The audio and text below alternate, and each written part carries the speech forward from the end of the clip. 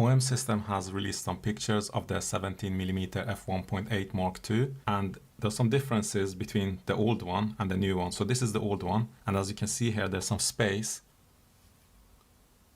between the focus ring and this part here, which is the focus clutch, which can be pulled back. So this part here is missing in the new lens, which means the new lens will be smaller, so exactly why that amount there, but it won't have a focus clutch. Another thing about the new lens is also that it's weather sealed, which the old one isn't, and I suspect the lack of a manual focus clutch actually helps with the weather sealing. So obviously there's the pro lenses which have a manual focus clutch, but they also are weather sealed, but it would make it easier the less moving parts there is in a lens to make it weather sealed. So in addition to weather sealing and the lack of a manual focus clutch, there's also a change to the front of the lens. So on the old one, which is the one I have here, there's no lens hood thread, so you can't mount a lens hood on this, which means you have to use one of these type of lens hoods, which are metal lens hoods that you screw onto the lens and then you tighten it and then it stays on the lens.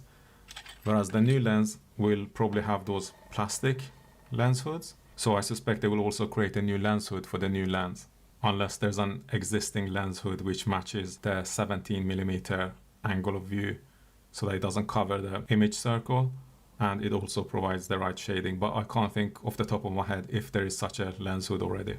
So the new lens will probably also have a decoration ring, because all the Olympus lenses which have a lens hood thread, they usually come with a decoration ring which covers up the lens hood thread. So I suspect there will be a decoration ring for that lens as well. In terms of the filter size on the new lens is also 46mm. So there's no change there. It keeps the same filter size. But the new lens should be smaller and lighter because it loses the manual focus clutch here. And this part here will be removed, which makes the lens smaller and I suspect slightly lighter. I mean, this lens is already light itself anyway, but it should be even smaller and lighter than this one. So I think overall the new lens will be better because you have a lens hood thread, which I prefer. So this type of lens without a lens hood thread is good for using a matte box if you want to screw on a matte box to it, but I don't really use it with that. And if I'm going to screw on a matte box, I would be probably using a different type of lens rather than this one. When it comes to these small and light lenses, I use them because I want something small and light. So not having a metal lens hood or a matte box on it is beneficial to me. And losing the focus clutch, I think, is a good compromise. So you lose the focus clutch, but the lens will be smaller and lighter and weatherproof. So I think the advantages outweigh keeping the focus clutch there. Another lens which they will also release is the 25mm f1.8, according to the rumors that are out there. But that lens didn't have a manual focus clutch anyway, so I suspect they just make it weather sealed and that will be it. And the 25mm f1.8 already has a lens hood thread anyway, so there won't be any changes there neither.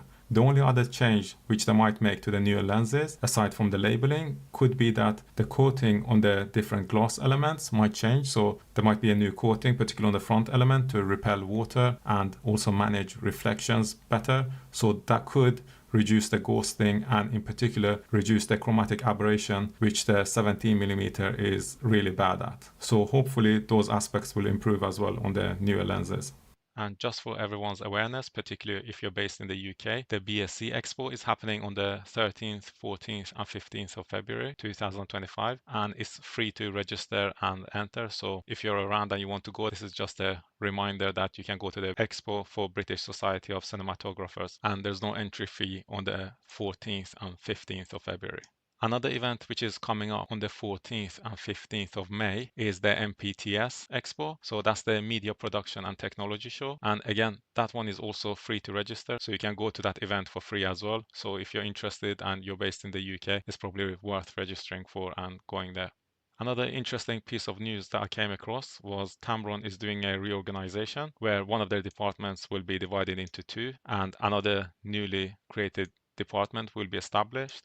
So the new department being established is the Quality Control Department, which is obviously good news because that means the lenses will be more scrutinized in terms of the quality that they're making. So you have a separate department which is disjointed from the other departments, so there's no conflict of interest there. So they will probably be able to do a better job with more autonomy that way. And the other department being split seems to be around system development and production process development. So I assume system development is mostly referring to the electronic aspect of the lenses and also the development rather than the production aspect where you need to scale up production and do it in a particular way. And they've released the documentation about this as well. There isn't much in the documentation to go from, but the fact that they've created a new department for quality control is definitely promising. And the fact that the other department has been divided into is a sign of good health and growth in the company. And I think also they recently announced that they would be paying out more dividend than they anticipated. So it looks like Tamron is doing well financially. I will try to provide another update towards the end of this week. Hopefully once we hear from OM System what the new camera is that they're releasing, and also the 17mm and 25mm f1.8 Mark II should have been released by that time.